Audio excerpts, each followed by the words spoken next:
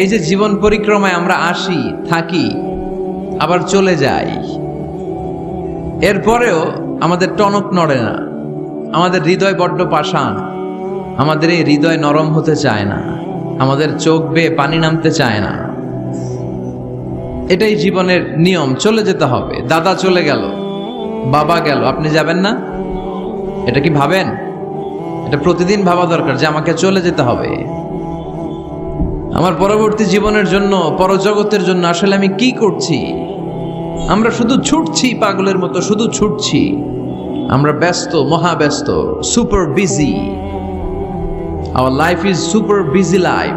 এত ব্যস্ত, এই ব্যস্ততা যেন শেষ হতে চায় না। এত ব্যস্ততা কিসে? স্টপ, থামেন একটু, বসেন, sit down and think about death. The most certain thing in our life is death, and the most uncertain thing in our life is the time of death. আমাদের জীবনের সবচাইতে সুনিশ্চিত বিষয় হচ্ছে যে আমরা মরে যাব, ঠিক না? সুনিশ্চিত, আমিও যাব, আপনিও যাবেন। কিন্তু the most uncertain thing in our life is the time of death. আর আমাদের জীবনের সবচেয়ে অনিশ্চিত বিষয় হচ্ছে মৃত্যুর সময়। আমরা কবে যাব আমরা কেউ জানি না। চলে যেতে হয় এই ছোট্ট থেকে, কৈশোর, শৈশব থেকে কৈশোর, সেখান থেকে যৌবন, তারপরে অবিবাহিত থেকে হয়ে গেলেন বিবাহিত, তারপর স্বামী হয়ে গেলেন, এরপর হয়ে গেলেন বাবা, এরপর হয়ে গেলেন শ্বশুর, তারপর হয়ে গেলেন নানা। আর কতদিন? অনেক দিন তো হলো এই পৃথিবীতে, চলে যেতে হবে, ঠিক কি না? This is the nature of life. এটাই হচ্ছে এই পৃথিবীর জীবনের পদ্ধতি। একটু ভাববেন, স্টপ, একটু থামেন। অনেক ছুটছি আমরা, অনেক কম্পিটিশন, অনেক প্রতিযোগিতা। থামেন, একটু থামেন, অনেক হয়েছে, আর না। এবার একটু ভাবেন যে আমাকে চলে যেতে হবে। মাঝে মাঝে কবরস্থানে যাবেন। এই এলাকায় কবরস্থান আছে? কবে যে গেছি মনেই নাই, ঠিক না? কবরস্থানে যাওয়ার সময়টাও হয় না। একটু যাবেন, যে তাকাবেন যে শুয়ে আছে এখানে, ছোট বাচ্চারা শুয়ে আছে, আমার মতো যুবকরা শুয়ে আছে, বৃদ্ধরা শুয়ে আছে। এখানে যারা ছিল এরাও আমার মতো হুন্ডা হাঁকিয়ে বেড়াতো। এখানে অনেক যুবক শুয়ে আছে যাদের রক্ত আমার চেয়ে বেশি গরম ছিল, যারা বাপের বেটা পালোয়ান ছিল। আজকে সব শেষ, কিচ্ছু নাই, শুধু অন্ধকার আর অন্ধকার। এই অন্ধকার যেন শেষ হতে চায় না। এজন্য একটু থামেন, একটু ভাবেন। Ponder on it, ponder on death, think about the death. মৃত্যু নিয়ে একটু ভাবেন। এই পৃথিবীর এই মরীচিকা, এই লোভ, এই লালসা, এই প্রতিযোগিতামূলক পৃথিবীর মায়াজালে আর কতদিন? একটু ভাবেন যে আমাদেরকে চলে যেতে হবে। এই কথাটাই মূলত আল্লাহ সূরাতে আমাদেরকে মেসেজ আকার দিয়েছেন, ঠিক কি না? সূরার নাম হচ্ছে সূরাতুত তাকাসুর। তাকাসুর মানে হচ্ছে বেশি বেশি পাওয়ার লোভ। আরো লাগবে, খেতে পারে 5টা, হাতে নিয়ে রাখছে 10টা, কয় আরো দে। আছে না নাই? মানুষ আরো চায়, যার আছে বেশি চায় বেশি, যার যত আছে তার তত চাহিদা। এজন্য বিষ্ণু বলেছেন, উনজুর ইলা মান হুয়া আসফালা মিন, তোমার চেয়ে যে নিচে আছে তার দিকে তাকাও, তোমার চেয়ে যে উপরের দিকে আছে তার দিকে তাকিও না। উপরের দিকে তাকালে তোমার কষ্ট লাগবে, কিন্তু নিচের দিকে তাকালে তোমার শুকরিয়া আদায় করতে মন চাবে, ঠিক কি না? এজন্য আপনার চেয়ে খারাপ অবস্থানে যে আছে তার দিকে একটু তাকান। আপনি আপনার অবস্থানে সন্তুষ্ট না, কিন্তু অনেকে আছে আপনার অবস্থানে আসার জন্য সংগ্রাম করে যাচ্ছে। আপনার অবস্থানটা, আপনার বর্তমান অবস্থানটা অনেকের কাছে স্বপ্ন। সে স্বপ্ন দেখে আপনার জায়গায় পৌঁছার। এজন্য সব অবস্থায় শুকরিয়া করতে হবে কার? রব্বুল আলামিন বলেন, আলহাকুমুত তাকাসুরু হাত্তা যুরতুমুল মাকাবির। দুনিয়ার লোভ লালসা, বেশি বেশি পাওয়ার আকাঙ্ক্ষা তোমাদেরকে একেবারে গাফেল বানিয়ে দিয়েছে। এই গাফলতি কোনোদিন তোমাদের কমবে না যতদিন না তোমরা কবরের বাড়িতে ঢুকবা। কার কথা? দুনিয়ার লোভ লালসা তোমাদেরকে পাগল বানিয়ে দিয়েছে। এই গাফলতি পাগলামি কোনোদিন তোমাদের থামবে না যতদিন না তোমরা কবরে ঢুকবা। কার কথা? কবরে আমাদের ঢুকাই লাগবে। বাঁচার কোনো উপায় আছে? একদিন মাটির ভেতরে হবে ঘরে মন আমার, কেন বান্ধ দালান ঘর? প্রাণ পাখি উড়ে যাবে পিঞ্জর ছেড়ে, ধরা ধামে সবই রবে তুমি যাবে চলে। বন্ধু বান্ধব যত মাতা পিতা দ্বারা সুত সবই হবে তোমার পরে মন আমার, কেন বান্ধ দালান ঘর? একদিন মাটির ভেতরে হবে ঘরে মন আমার, কেন বান্ধ দালান ঘর? ঠিক কিনা?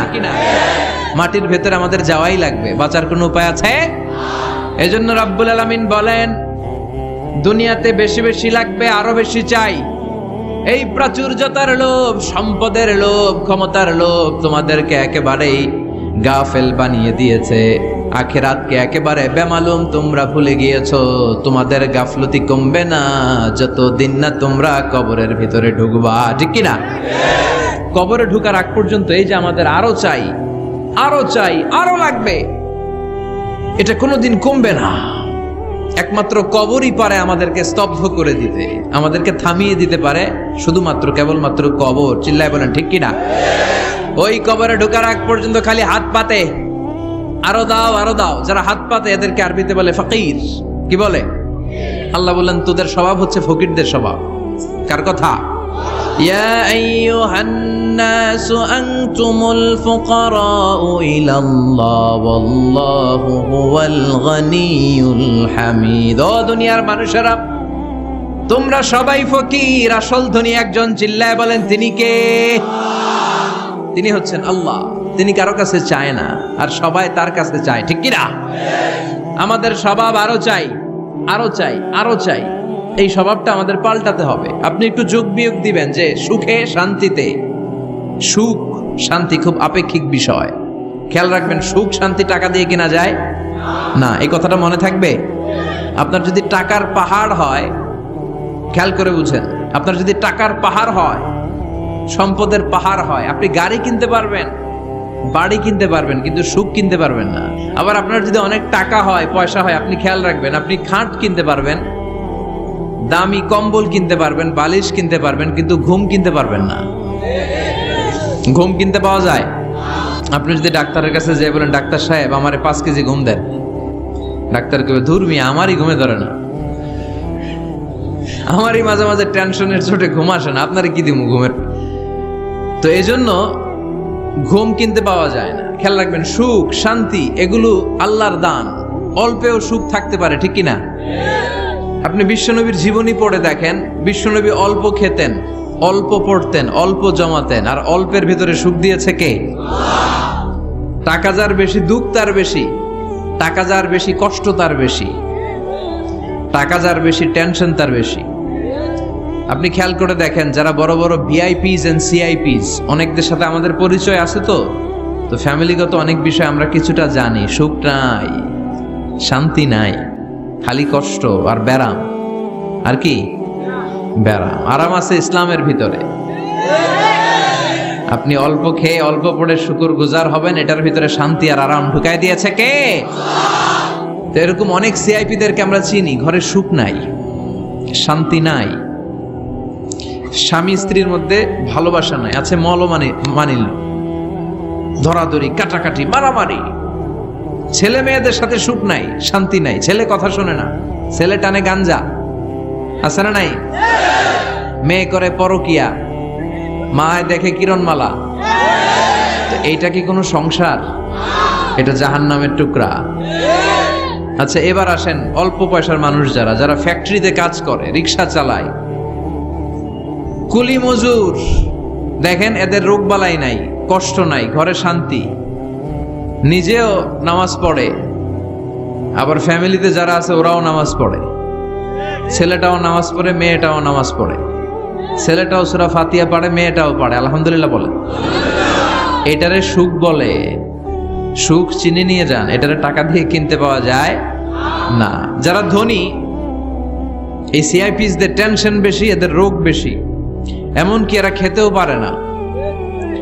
ডাক্তার তাদেরকে খুবই রেস্ট্রিক্টেড একটা ডায়েট প্রেসক্রাইব করে। ডাক্তাররা বলে আপনি গোশত খাবেন না, মাছ খাবেন না, আপনি খাসি খাবেন না, চিংড়ি খাবেন না, শুধু খাবেন ঘাস, শুধু খাবেন সবজি, ভেজিটেবল। খুবই রেস্ট্রিক্টেড ডায়েট। ভেজিটেবল খেতে পারে, অল্প লিমিটেড কিছু ভাত খেতে পারে, রুটি খেতে পারে। তার মানে খাওয়াতে সুখ নাই, ফ্যামিলিতে সুখ নাই, রাতে চোখে ঘুম নাই, ঠিক কিনা? ঘুমের ট্যাবলেট 4টা-5টা খেয়ে এরা ঘুমাতে যায়, এরপর লাফ দিয়ে ওঠে, আছে না নাই? কিন্তু ঘুমের জন্য যে ট্যাবলেট লাগে এটা রিকশাওয়ালারা জানেই না। সুবহানাল্লাহ পড়েন। দিস ইজ কল্ড পিস, এটার বলে শান্তি। এই শান্তি দেওয়ার মালিক কে? এজন্য রব্বুল আলামিন বলেন আল্লাহকুমুত তাকাসুরু হাত্তা যুরতুমুল মাকাবির। দুনিয়ার লোভ লালসা তোমাদেরকে পাগল বানিয়ে দিয়েছে। এই পাগলামি কমবে না যতদিন না কবরে ঢুকো। কবরে ঢোকার আগ পর্যন্ত চাই চাই আরো লাগবে, এই মানসিকতা মানুষের থামবে না। মানুষ শুধু কম্পিটিশন করতে পছন্দ করে, ওর 5 তলা আমার লাগবে 10 তলা। কম্পিটিশন আছে না নাই? বিশ্বনবী বললেন ওয়ান্তাল হুফাতাল উরাতাল আলাতা রিয়া আশ-শাইয়াতাতাওয়ালুনা ফিল বুনিয়ান। কিয়ামতের আগে দেখতে পাবা কিছু লোক যাদের পেটে খাবার ছিল না, গায়ে দেওয়ার মতো জামা ছিল না, সমাজে তাদের কোনো ধরনের নাম আর ডাক ছিল না, তারা হু হু করে বড়লোক হয়ে যাবে। They will start to construct high rises, buildings in the cities. শহরে বড় বড় বিল্ডিং, টাওয়ার বানানোর প্রতিযোগিতা শুরু করবে। চিল্লায় বলেন ঠিক কিনা? এই টাওয়ার বানানোর প্রতিযোগিতা আছে না নাই? টাওয়ারের পর tower, Burj Al Khalifa, Petronas Twin Tower, Zamzam Tower, Kingdom Tower, Shanghai Tower, গোটা বিশ্বব্যাপী লম্বা লম্বা টাওয়ার গুলো আছে না নাই? তার মানে মানুষের এই প্রতিযোগিতামূলক চিন্তাধারা, মেন্টালিটি কখনো কমবে না যতক্ষণ না সে কবরে ঢুকে। চিল্লায় বলেন ঠিক কিনা? আপনি গোটা বিশ্বব্যাপী যদি খেয়াল করেন, যারা বড় বড় ধনকুবের আছে, বর্তমান পৃথিবীতে সবচেয়ে বড় ধনী লোকটার নাম কি? কত টাকার যে মালিক সে নিজেও জানে না। তার পকেট থেকে যদি 1 বান্ডিল টাকা পড়ে যায়, এই টাকাটা উঠাতে তার যত সময় লাগবে, এটা না উঠায় যদি সে হাঁটে, তার মেধার আইডিয়াগুলোকে কাজে লাগালে এর চেয়ে বেশি টাকা আরো জেনারেট হয়ে যাবে। কি পরিমাণে টাকার মালিক সে! প্রিন্স ওয়ালিদ বিন তালালের নাম শুনেছেন? সৌদি ধনকুবের। সৌদি বর্তমান যে বাদশা, তার আগের বাদশার ভাগিনা, কিংডম হোল্ডিং কোম্পানির মালিক। তার একটা প্লেন আছে, পার্সোনাল জেট প্লেন, যেটার 70% মেড অফ গোল্ড। একটা বিমান, যে বিমানের 70% স্বর্ণ দিয়ে বানানো। নাউজুবিল্লাহ পড়বেন না? আমার ব্রুনাইতে একটা প্রোগ্রাম ছিল, পৃথিবীর সবচাইতে বড় যে প্যালেস, রাজপ্রাসাদ, এটার নাম হচ্ছে ইস্তানা নুরুল ইমান। প্রায় 2000 কক্ষ আছে ওটার ভেতরে। ওই রুমগুলোর ভেতরে যে কমোড আছে, টয়লেটের কমোড, এগুলো মেড অফ গোল্ড, স্বর্ণ দিয়ে বানানো। নাউজুবিল্লাহ কইবেন না? এই ইস্তানা নুরুল ইমানের মালিক হচ্ছে ব্রুনাইয়ের সুলতান হাসান আল বলখিয়া। তার সংগ্রহে 500টা রোলস রয়েস গাড়ি আছে। কয়টা? যে রোলস রয়েস গুলার কমসে কম দাম হচ্ছে বাংলাদেশি টাকায় 8 থেকে 10 কোটি টাকা। এরকম কয়টা আছে? আচ্ছা, আপনারা উত্তর করেন যে একজন মানুষের আনন্দ ফুর্তি করতে, ঘুরতে, চিলিং করতে, আউটিং এ যেতে, লং ড্রাইভে যেতে সবাই মিলে ফ্যামিলির কয়টা গাড়ি লাগে? 5টা? 10টা? হ্যাঁ, তার সংগ্রহে রোলস রয়েস গাড়ি আছে 500টা। পোরশে, ফারারে, লাম্বরগিনি, ওডি, রেঞ্জ রোভার, এই জাতীয় বিশ্ববিখ্যাত যে ব্র্যান্ড, এই পরিমাণ, কি পরিমাণ যে তার সংগ্রহে আছে, কালেকশনে আছে, তার কোনো শেষ নাই। তার মানে মানুষের মেন্টালিটি হচ্ছে যার আছে যত বেশি, তার চাই তত বেশি। চিল্লায় বলেন ঠিক কিনা?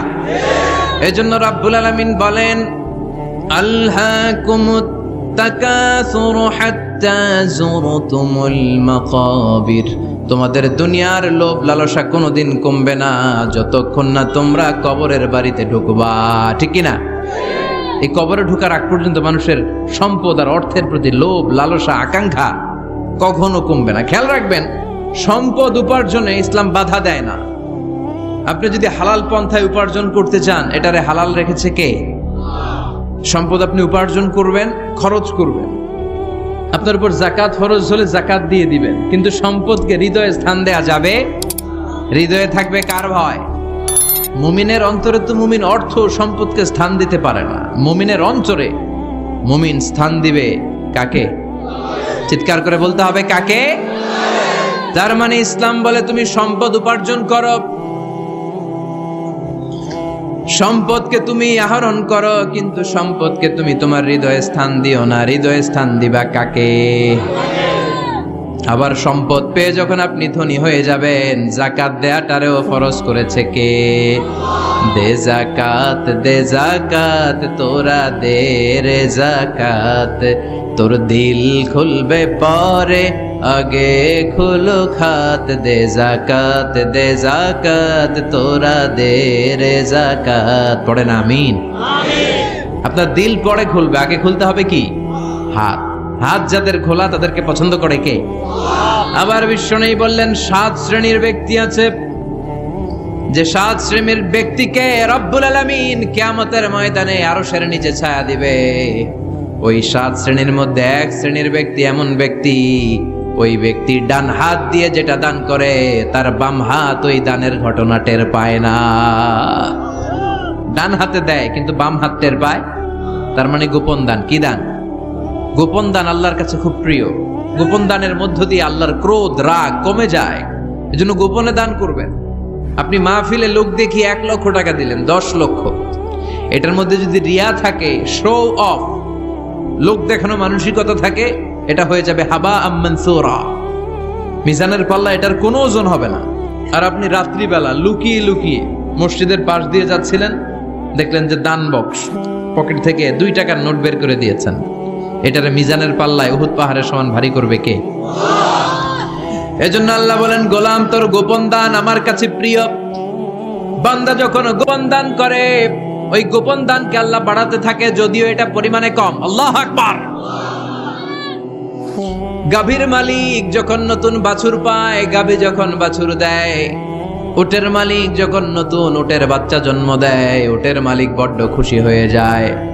উটের মালিক উটের ছোট বাচ্চাটাকে খাইয়ে দাইয়ে পেলে পুষে বড় করে। আল্লাহ বলে, আমার সন্তুষ্টির জন্য যে এই ছোট্ট দানটুকু সেই দিন তুই করেছিস, তোর দানটাকে পেলে পুষে বড় করে আমি উহুদ পাহাড়ের সমান বানিয়ে তোর মিজানের পাল্লায় উঠায় দেব রে গোলাম। এজন্য লুকিয়ে দান করাটা শ্রেয়। আপনারা যারা দান করতে চান, আপনারা শো অফ না করে লুকিয়ে দান করবেন, রাজি আছেন তো? আর সম্পদশালী যারা হয়েছেন তারা যাকাত দিবেন। যারা যাকাত দেয় না, ওয়াল্লাযীনা ইয়াকনিজুনা আয-যাহাবা ওয়াল ফিদ্দা ওয়া লা ইউনফিকুনাহা ফি সাবিলিল্লাহ ফাবাশশিরহুম বিআযাবিন আলীম। রব্বুল আলামিন বলেন, নবী, যারা সম্পদের মালিক, 10টা 20টা ফ্ল্যাটের মালিক, একরের পর একর জমির মালিক, বিশাল সম্পদের মালিক, তারপরেও সম্পদ জমিয়ে রাখে, আল্লাহর রাস্তায় যাকাত দেয় না, তাদেরকে আপনি কঠিন আযাবের সুসংবাদ দেন। পড়েন নাউজুবিল্লাহ। আওয়াজ করে বলেন তো, আযাবের সুসংবাদ হয় না দুঃসংবাদ? হচ্ছে দুঃসংবাদ, কিন্তু আল্লাহ বললেন আযাবের সুসংবাদ দাও। তার মানে এই আযাবটা যেন যেন কোনো আযাব নয়, এটা ভয়ঙ্কর একটা আযাব। এটা যেন যেন আযাব নয়। 1000 বছর জাহান্নামের ভেতরে জ্বালিয়ে রাখা লোহার খুন্তি দিয়ে আপনার পেটে একটা ছেক দেয়া হবে, কপালে একটা ছেক দেয়া হবে, পিঠের মধ্যে ছেক দেয়া হবে। নাউজুবিল্লাহ পড়েন। এজন্য আল্লাহ বললেন, কঠিন মর্মন্তুদ আযাব আর শাস্তি, পানিশমেন্টের সুসংবাদ দাও। ছেলে গণিত পরীক্ষায় ফেল করেছে, মা বলে, তুই ফেল করছস, তোর আব্বা এসে এমন মাইট দিবে, মাইট দিলে মজা টের পাবি। আচ্ছা, আওয়াজ করে বলেন, মাইট দিলে কি মজা পাওয়া যায় না ব্যথা পাওয়া যায়? কিন্তু মা বললেন যে মজা টের পাবি, তার মানে মাইটটা যে কড়া মাইট হবে, শাস্তিটা হবে বড় ডেঞ্জারাস শাস্তি। এই শাস্তির তীব্রতা, মাইরের তীব্রতা বোঝানোর জন্য মা মজার কথা বলেছেন। চিল্লায় বলেন ঠিক কিনা? এজন্য সম্পদশালী যারা হয়েছেন আল্লাহর শুকরিয়া করেন, আর বছরান্তে যাকাত দিয়ে দেন। সম্পদের মধ্যে বরকত দিবে কে? সাইয়েদনা মুসা আলাইহিস সালামের নাম শুনেছেন? ওনার এক চাচাতো ভাই ছিল কারুন, বিশাল সম্পদের মালিক। কত যে সম্পদ! তার সব সম্পদগুলো সে সিন্ধুকের ভেতরে আটকে রাখতো। আর ওই সিন্ধুকের তালার যে চাবিগুলো, ওই চাবিগুলা কাঁধে তুলতে 10 জন মানুষ লাগতো। তাহলে সম্পদ কি কম না বেশি? সাইয়েদনা মুসা আলাইহিস সালাম বললেন, আল্লাহ তোমাকে সম্পদের মালিক বানিয়েছে, তুমি এই সম্পদের যাকাত দাও। কি দাও? সে বলে, না, আল্লাহ তো আমার সম্পদের মালিক বানায় নাই, ইন্নামা উতীতুহু আলা ইলমিন ইনদি, আমি আমার মেধা খাটিয়ে এই সম্পদের মালিক হয়েছি। সাইয়েদনা মুসা আলাইহিস সালাম বললেন, যাকাত দাও, না হয় আল্লাহর আযাবের অপেক্ষায় থাকো।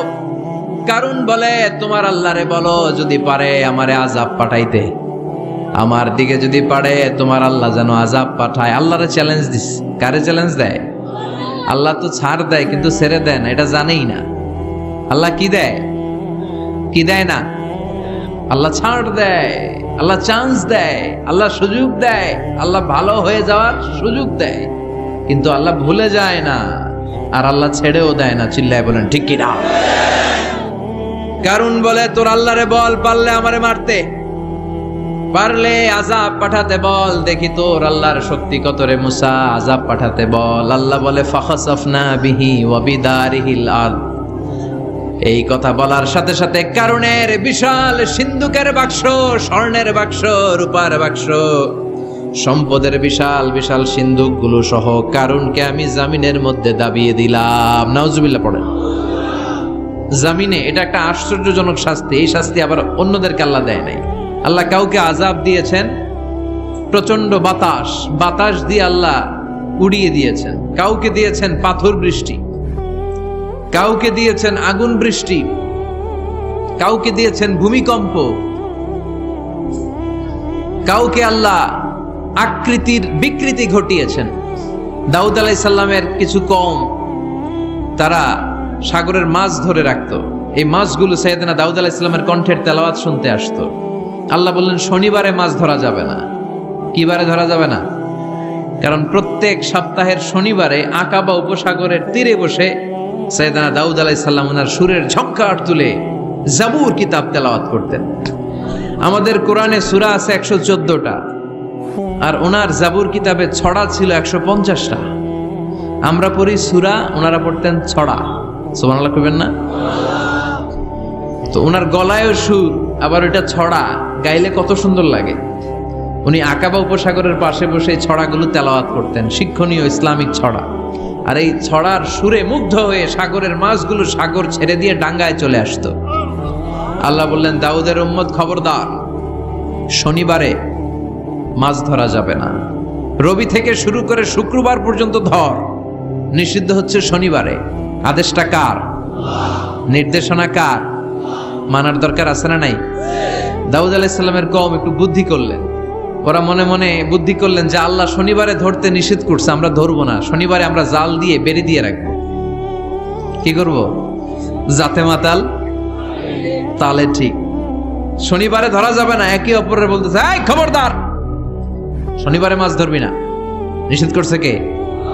শনিবারে মাছ ধরা যাবে না। সবগুলো মাছ সাগর ছেড়ে দিয়ে যখন ডাঙ্গায় চলে এসেছে, ওরা শনিবার এই মাছগুলো ধরে না, ওরা বেরি দিয়ে রাখে যাতে যেতে না পারে। শনিবার শেষ, ওরা সময়ের দিকে তাকায় থাকে, রবিবার শুরু হইলেই মার ধর। আছে না নাই? ও মিয়া, ওরা কৌশল করলে আমার আল্লাহর কি কৌশল জানা নাই? আল্লাহ বললেন, কুনু কিরাদাতান খাসিইন, তারা অভিশপ্ত বানর হয়ে যাও। আল্লাহ এক একজনের এক এক শাস্তি দিয়েছে, কিন্তু এই কারুনকে দিয়েছে ভিন্নতর একটা শাস্তি। সমুদয় সম্পদ সহ আল্লাহ তাআলা কারুনকে মিশরের ফায়ুম জেলার মাটিতে দাবিয়ে দিয়েছে। কারুনের পা পর্যন্ত দেবে যায়, কারণ ভাবছে উঠে যাবে। কোমর পর্যন্ত দেবে যায়, কারণ ভেবেছে কিছু হবে না, আমার গায়ে অনেক শক্তি, আমি পার পেয়ে যাব। গলা পর্যন্ত যখন দেবে যায়, কারণ কয়, মুসা, সব সম্পদ তোর, আর তোর আল্লাহ লইয়া যা, আমারে সাইরা দে। সব সম্পদ তোর মুসা, সব তোর, গাড়ি তোর, বাড়ি তোর, সিন্ধুকের বাক্সগুলা তোর আর তোর আল্লাহর, আমারে খালি সাইরা দে, আমি বাঁচতে চাই। আল্লাহ ছাড় দেয় কিন্তু ছেড়ে দেয় না। কারুনরে সেদিন আল্লাহ ছেড়ে দেয় নাই, ফেরাউনরে অনেক ছাড় দিয়েছে, ছেড়ে দেয় নাই। এই জন্য আল্লাহর সাথে অধ্যত্বপূর্ণ আচরণ যারা করে, আল্লাহ তাদেরকে ছাড় দেয় কিন্তু কশ্চিনকালেও ছেড়ে দেয় না। চিল্লায় বলেন ঠিক কি না? কারুনকে জামিনের মধ্যে দাবিয়ে দেয়া হলো, সম্পদ সহ জামিনের মধ্যে। আল্লাহ কারুনকেও দাবালেন, কারুনের সম্পদও দাবালেন, গোটা বিশ্বের মানুষের চোখে আঙ্গুল দিয়ে দেখানোর জন্য কারুনের একটা ছোট্ট বাড়ি আল্লাহ রেখে দিলেন। সুবহানাল্লাহ। এই যাকাত যদি না দেন, আপনার এই আদরের সম্পদগুলো, ব্যাংক ব্যালেন্স, আপনার প্রাইস বন্ড, আপনার ফ্ল্যাটগুলো, আপনার একর একর জমিগুলো কিয়ামতের দিন কি হবে জানেন? সুজাআন আকরা, টেকো সাপ। সাপের মাথায় চুল হয়, জানেন? এই যে ফানা ধরে না, এইটা হচ্ছে সাপের মাথা। এইখানে সাপের মাথায় কিছু পশম হয় আর চুল হয়, কিন্তু যেই সাপ বেশি বিষাক্ত, বিষের ঠেলায় ওই চুল পড়ে যায়। এই জায়গায় চুল, আবার দেখতে যায় না আজকে সাপ ধরে একেবারে শেষ করে দিবে। তো আল্লাহ যে সাপগুলো দিয়ে আমাদেরকে পানিশমেন্ট দিবে, এগুলো তো দুনিয়ার সাপের মতো, তাই না? এগুলো মনে হয় অ্যানাকোন্ডার মতো, C snake, rattle snake, king cobra, black mamba, Python, এই জাতীয় সাপ না। সুজাআন আকরা, টেকো সাপ, মাথায় চুল নাই, এক একটা ছোবলে আপনার পুরো দেহটা ভেনোমাস হয়ে যাবে, পয়জনাস হয়ে যাবে। এক ছোবলে দেহটা 70 গজ জামিনের নিচে চলে যাবে। এজন্য যাকাত দেয়ারে আবশ্যক করে দিয়েছে কে? এখন আবার যাকাতের শাড়ি আর লুঙ্গি সমাজে আছে না নাই? আল্লাহর কসম করে বলছি, যাকাতের শাড়ি, যাকাতের লুঙ্গি বলতে কিছু নাই। এগুলো এমন শাড়ি মশারির চেয়েও পাতলা। এগুলো আপনি গরিবদের হাতে তুলে দেন কি করে? এই ঠাট্টা করার স্পর্ধা আপনাকে কে দিয়েছে? অনেক ভিআইপি সিআইপিসরা আছে, অ্যানাউন্স করে দেয়, আমার বাংলো বাড়ির সামনে ফেব্রুয়ারির কত তারিখে আসবেন সবাই, 14ই ফেব্রুয়ারি আসবেন, ভালোবাসার শাড়ি দিয়ে দিব সবাই। তো এই পাতলা শাড়ি নেওয়ার জন্য আসে মহিলারা, শাড়ি দিবে 5000, মানুষ আসছে 1 লাখ, পদপৃষ্ট হয়ে মারা যায়, এরকম আছে না নাই? আপনার যাকাতের শাড়ি নিতে এসে ম্যানেজমেন্টের অভাবে, সুন্দর ব্যবস্থাপনার অভাবে পদপৃষ্ট হয়ে যারা মারা গেল, এদের হত্যার দায়ভার আপনি কিয়ামতের দিন এড়াতে পারবেন না। চিল্লায় বলেন ঠিক কিনা? যাকাত এসেছে দারিদ্র বিমোচনের জন্য, to wipe out the poverty from the society। সমাজ থেকে আপনি দারিদ্রতাকে ঝাড়ু পেটা করে বিদায় করবেন, এজন্য এসেছে যাকাত। একজন লোককে যখন আপনি যাকাত পে করবেন, এমন পরিমাণে যাকাত আপনি তাকে দিবেন যে তার জন্য আর অন্য কোথাও যাকাতের লাইনে যে হাত পাতা না লাগে। কথা বুঝতে পেরেছেন? এজন্য যাকাতের শাড়ি, যাকাতের লুঙ্গি কোনোদিন দিবেন না। আপনি 10,000 জনকে দেওয়ার দরকার নেই, আপনি 10 জনকে দেন, 10টা সিএনজি কিনে দেন। তাদের ঘরে যদি কর্মক্ষম ছেলে পেলে থাকে, অটো রিক্সা কিনে দেন, সিএনজি কিনে দেন, একটা অস্ট্রেলিয়ান গাই কিনে দেন, দুধ বিক্রি করে ফ্যামিলিটা চলবে, ঠিক কিনা? আপনি একটা চায়ের টং দোকান করে দেন, একটা ঝালমুড়ির দোকান করে দেন, তাহলে তার এই কাজের মধ্য দিয়ে তার পুরো ফ্যামিলিটা লিড করতে পারবে। চিৎকার করে বলেন ঠিক কিনা? এজন্য রব্বুল আলামিন বলেন, আলহাকুমুত তাকাসুরু হাত্তা যুরতুমুল মাকাবির। দুনিয়ার লোভ কোনোদিন তোমাদের কমবে না যতদিন না তোমরা কবরে ঢুকো। কবরে ঢোকার আগ পর্যন্ত আমাদের লোভ কমবে? চিল্লায় বলেন কমবে না। আমরা এই দুনিয়াটাকেই সব মনে করি, আসলে এটা কি সব? কথা বলেন, আসলে এটা সব না। আমরা চাক্ষুষ যখন মালাকুল মাউতকে দেখতে পাবো, তখন আমাদের টনক নড়বে। আমরা প্রত্যেকেই কিন্তু মালাকুল মাউতকে দেখব, বিশ্বাস হয়? প্রত্যেকেই আমরা দেখব, ভালো হলেও দেখব, খারাপ হলেও দেখব। নিজ চোখে আমরা মালাকুল মাউতকে দেখতে পাবো, আর আমাদের রূহ তিনি কবজ করে নিয়ে যাবেন। চিৎকার করে বলেন ঠিক কিনা? যারা মুমিন বান্দা, যারা ইমানদার, তারা মালাকুল মাউতকে দেখবে খুব সুশ্রী, সুন্দর, সাদা ধবধবে জুব্বা পরা একটা যুবকের বেশে। আলহামদুলিল্লাহ পড়েন। আপনারা ইনশাল্লাহ এই সূরাতে মালাকুল মাউতকে দেখবেন, সুশ্রী সুন্দর এক যুবকের বেশে, সুঘ্রাণ তার গা থেকে আসছে। সে এসে মুমূর্ষু ব্যক্তির মাথার সামনে বসে পড়ে, বসে বলে, ইয়া আইয়াতুহান নাফসুল মুতমাইন্নাহ, হে প্রশান্ত আত্মা, উখরুজি ইলা মাগফিরাতিল্লাহি ওয়া রিদওয়ানি, আল্লাহর ক্ষমা, আল্লাহর সন্তুষ্টির দিকে তুমি বের হয়ে আসো। বলতে বলতে রুহুটা স্মুথলি মুমিন বান্দার দেহ থেকে বের হয়ে মালাকুল মাউতের হাতে চলে যায়। কাফান মিন আকফানিল জান্নাহ, হানুত মিন হানুতিল জান্নাহ, জান্নাতের হানুত এনে, কাফন এনে মালাকুল মাউত এটাকে খুব সম্মানের সাথে, আমরা বাঁচলেও যেমনি সম্মানিত, আমরা মরে গেলেও। রব্বুল আলামিন বলেন ওয়ালাকাদ কাররামনা বানি আদম, আমি বনি আদমকে সম্মানিত করেছি, বেঁচে থাকলেও মানুষ সম্মানিত, মরে গেলেও সম্মানিত, ঠিক কিনা? বিশ্বনবী দেখলেন একটা লাশ নিয়ে যাওয়া হচ্ছে, পেছনে পেছনে অনেক মানুষ, লাশ বহনকারী মানুষগুলোরে দেখে বিশ্বনবী সাহাবাদের সাথে বসা ছিলেন, হঠাৎ বিশ্বনবী দাঁড়িয়ে গেলেন। সাহাবারা বললেন, নবী ইন্নাহু ইয়াহুদি, এইটা তো ইহুদির লাশ, আপনি দাঁড়ালেন কেন, আপনি বসেন। বিশ্বনবী বললেন, আওয়ালাইসাত নাফসান, হোক না ইহুদির লাশ, এটা কি মানুষ না? সুবহানাল্লাহ পড়েন। কি নবী ছিলেন! মানবতা, হিউম্যানিটি কাকে বলে তিনি গোটা বিশ্বের মানুষের চোখে আঙ্গুল দিয়ে শিখিয়ে গিয়েছেন।